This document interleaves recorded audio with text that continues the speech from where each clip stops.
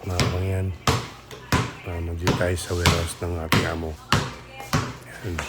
Nag-aya ng basketball si kulit ng mga yan, kaya pinagbigyan muna natin.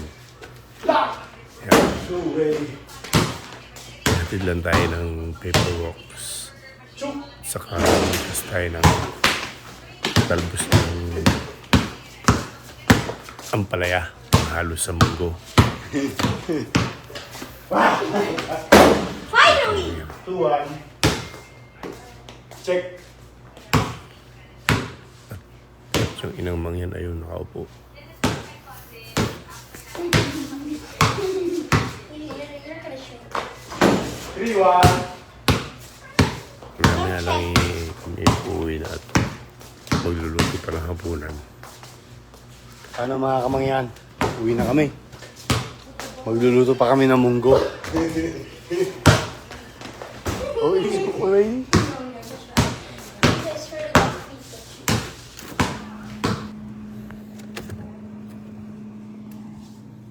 It's heart to heart.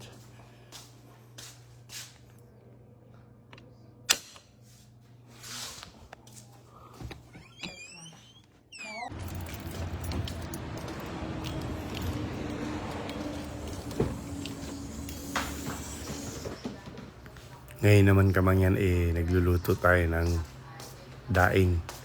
Kamangyan, Yan. meron na tayong naani sa ating Tapos na mga kamangyan tayo kumain na. hardin.